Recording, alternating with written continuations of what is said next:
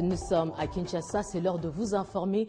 Merci de suivre Télé 50. Parlons accord cadre d'Addis Abeba signé le 24 février 2013 qui a été l'objet d'échanges entre le coordonnateur du mécanisme national de suivi et le représentant du secrétaire général adjoint de la MONUSCO. François Mwamba et Moustapha Soumari ont mis un accent sur le suivi des décisions prises lors du dernier sommet des chefs d'État de l'Union africaine à Addis Abeba.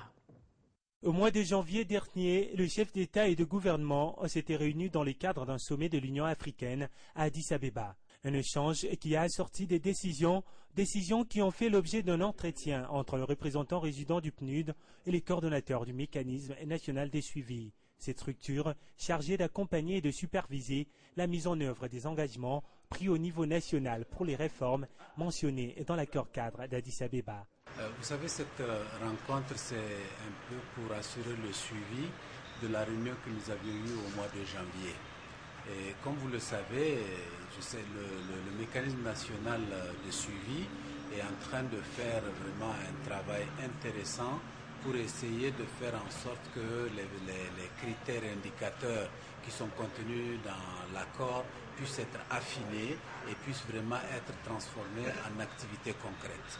Donc la discussion que nous avions eue aujourd'hui avec le coordonnateur, c'était de voir comment nous allons de façon concrète vraiment faire en sorte que ces indicateurs puissent faire l'objet de discussions au niveau du gouvernement, au niveau des partenaires, pour que nous puissions véritablement aller dans le sens de leur concrétisation. Paraphé le 24 février 2013 par 11 pays africains, l'accord cadre d'Addis Abeba appelle les nations signataires au respect des engagements pris pour une paix durable et sur toute l'étendue de la République démocratique du Congo. Autre chose à présent, le ministre des Entreprises publiques, de la coopération internationale chargé des grandes villes du Royaume de Belgique, Jean-Pascal Labille, a été reçu pour une séance de travail par le vice-ministre à la coopération internationale et régionale Dioma Mangegu pour enfin trouver un compromis sur la question de la consolidation 2014-2016 avant la tenue à Kinshasa de cette commission mixte avec 100 pays. Et de son côté, le numéro 1 de la diplomatie congolaise, Raymond Chibanda, a échangé hier dans les après-midi avec l'ambassadeur de la France en RDC sur les sujets d'actualité liés à la RCA et sur le mandat de la MONUSCO, questions liées au processus DDR. Comment allez-vous? Bien, merci. Bien. Ce dans les cadres d'une bonne coopération entre la République démocratique du Congo et la Belgique et dans le souci d'approfondir ces relations dans le cadre d'un bon développement sur le plan international, des personnalités de la RDC et de la Belgique se sont rencontrées pour discuter sur les calendriers adoptés avant la tenue de cette commission mixte qui se tiendra du 26 au 27 mars prochain dans la capitale congolaise. Après sa visite avec le ministre congolais de la coopération internationale, le ministre belge Jean-Pascal Labille va s'envoler demain 12 février dans la capitale Cuprifère pour d'autres contacts, toujours dans le souhait de renforcer cette coopération. La délégation belge est arrivée lundi 10 février dans la soirée. Et pour sa part, le ministre des Affaires étrangères, Raymond Chibanda, a eu un entretien avec l'ambassadeur de la France en RDC. Ils ont discuté de la rédaction et de la résolution sur le mandat de la MONUSCO et sur la présence des réfugiés centrafricains hébergés sur le sol congolais. Il a aussi profité d'échanger avec l'ambassadeur sud-africain en RDC, Joseph Chikiwane, qui a fait le tour d'horizon sur les questions traitées lors du dernier sommet de l'UA tenu à Addis Abeba en Éthiopie et ont aussi martelé sur la coopération existant entre les deux pays. Télécommunications dans ce journal, l'Afrique centrale à l'heure de l'interconnexion. Brazzaville a accueilli 3 jours durant le forum Build Africa, vous le savez, avec pour thème la connexion entre les réseaux à haut débit. À ces assises, différents ministres des télécoms ont pris part, notamment celui des PT congolais Kinké Mulumba, qui a insisté sur le rôle et la place de la République démocratique du Congo en Afrique centrale concernant l'interconnexion.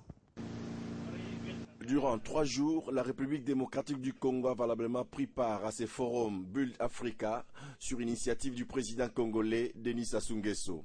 Ces assises ont permis aux participants venus des différents horizons de faire le point sur les infrastructures des télécommunications en Afrique centrale. Dans son panel sur les télécoms et les nouvelles technologies, Kinké Mulumba, qui représentait la RDC, a évoqué le rôle et la place qu'occupe son pays sa vocation ainsi que sa mission. Nous avons mission et vocation à être le hub du continent. Nous devons fournir les facilités aux pays qui n'ont pas accès. Effectivement, comme vous savez que le continent africain est cerné par divers câbles à fibre optique et en fait, c'est 12 connexions que nous devons pouvoir faciliter. Le ministre des PTNTIC a aussi fait allusion aux efforts entrepris par son pays afin de se connecter avec ses voisins. Il faut qu'à l'interne, nous puissions construire notre propre backbone, la dorsale. Nous avons déjà construit, commencé la première phase que nous avons achevée, qui va de l'embouchure jusqu'à Kinshasa, qui fonctionne déjà. La deuxième phase va de Kinshasa à la frontière zambienne, du côté de Kasumbalesa. Et puis il y aura la troisième phase et la quatrième phase. Déjà en début de semaine passée, Kinké Moulumba a participé à une réunion sur la connexion entre les réseaux à haut débit en Afrique centrale. Face à lui, ses homologues tchadiens, camerounais, brazzavillois, afin de présenter les programmes de fibre optique de la RDC qui couvrent déjà 34 000 km. Kinké Moulumba a aussi participé, sur invitation du président congolais, à l'inauguration de la nouvelle aérogare de Maya Maya en présence de l'ex-président sénégalais, Abdoulaye Wade. Il faut réviser l'actuel code de la famille qui restreint les droits de la femme congolaise. C'est en substance le but de la réflexion menée à l'initiative de la ministre du Genre, Geneviève Nagossi. Elle aboutira, cette réflexion, à l'élaboration d'une mouture du futur code de la famille. Un épanouissement de la femme favorisé par la loi, c'est ce qu'espèrent ces femmes congolaises dans leur viseur, le code de la famille en vigueur en RDC qu'elles jugent obsolète. Une réflexion est par ailleurs menée sur les amendements apportés à ce texte-loi qui laisse-t-elle entendre sera présenté très prochainement à l'Assemblée nationale. Il s'agira d'échanger des idées, de discuter de manière constructive pour parvenir à une harmonie de vues sur un sujet d'intérêt national et même international. Comme vous le savez, honorables députés, le processus de révision du Code de la famille a été engagé depuis plus d'une dizaine d'années et est porté par toutes les forces vives de la nation. Des consultations ont ainsi été organisées en province pour recueillir les contributions et les avis de la base. La révision du Code de la famille a été nécessitée au regard de plusieurs paramètres qui venaient également d'être évoqués par le rapporteur de l'Assemblée nationale, notamment l'évolution des normes juridiques nationales. Lors des 20 dernières années, le nombre des femmes inscrites à l'université a été globalement multiplié par 7. Mais cette dernière doit réfléchir par 2 fois avant d'assumer les postes de décision qui risquent de perturber sa vision de devenir femme au foyer. À l'hôtel Vénus, on caresse l'espoir de voir les choses changer et la femme congolaise n'est plus devoir obtenir l'autorisation maritale pour travailler. Parlons transport dans ce journal. La société de transport public congolais Transco s'est enrichie de 70 nouveaux bus arrivés de l'Égypte. Cette livraison porte à 300 le nombre de bus que compte cette entreprise à Kinshasa. Le ministre de Transport et Voies de Communication qui les a réceptionnés annonce déjà l'arrivée de 200 autres bus dans une quarantaine de jours. À l'arrivée de ce lot, lundi, une caravane a été organisée au grand plaisir de la population. Regardez. C'est une arrivée spectaculaire. Comme il l'a promis, il le fait. Augustin Matata-Pogno et son équipe matérialisent de plus en plus son objectif de permettre aux Kinois un transport en commun plus aisé en mettant à leur disposition de nouveaux bus. Ce lot de 70 bus fera que la barre de 500 soit atteinte dans un mois, rien que pour la capitale congolaise. Nous sommes à un total de 300 bus pour Kinshasa et nous allons sur 500 dans les jours qui viennent. C'est dans 40 jours ou 45 jours. On sera à 500. Le ministre reconnaît néanmoins que la demande reste toujours plus forte que l'offre. Nous aurons encore dans un environnement très proche, dans quelques temps, nous aurons peut-être 250 minibus qui vont venir du côté des transporteurs privés. La prochaine étape consistera donc à trouver des bons chauffeurs pour conduire ces bus. Une création d'emplois en même temps qui fait la joie des Kinois.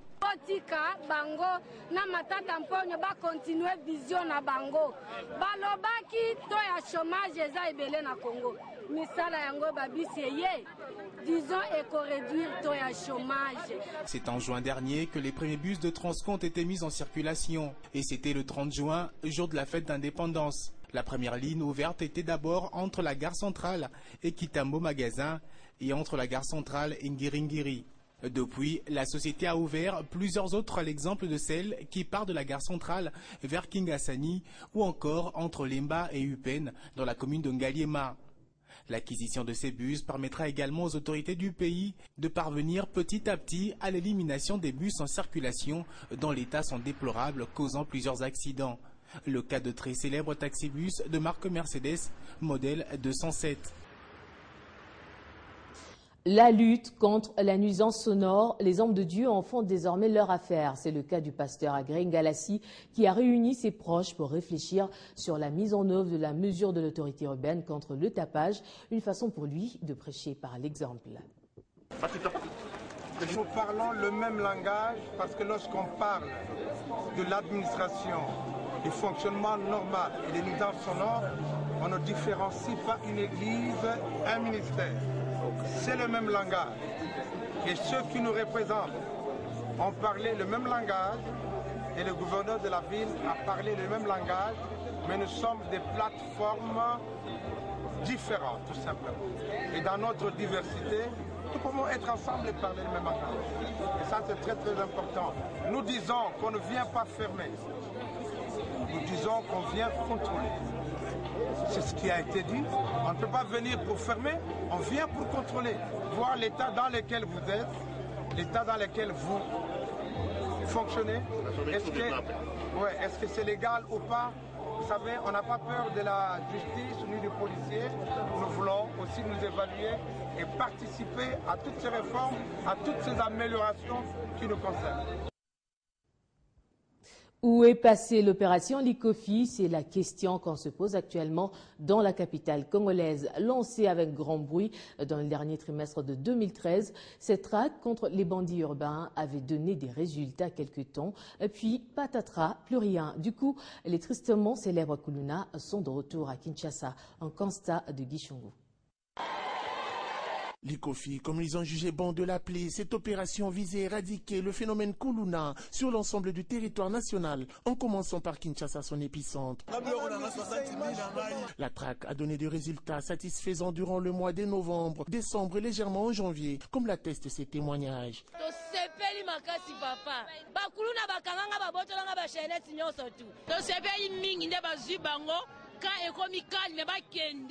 Mais aujourd'hui, Likofi semble s'essouffler. Le terrible Kuluna sont de retour et la population le témoigne. Jusque-là, il y en a.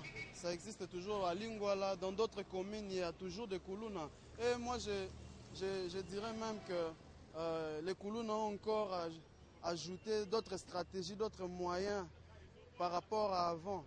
Cette victime, qui a requis l'anonymat, affirme avoir échappé à une agression de Kuluna dans son quartier, pourtant nanti d'un sous-commissariat de la police. C'était vendredi vers 22h, 23h. Je revenais d'une fête. Arrivé juste au coin de mon avenue, je vis un gars surgir devant moi avec un couteau. Il a commencé à m'agresser. Je n'avais même pas compris alors qu'il était seul.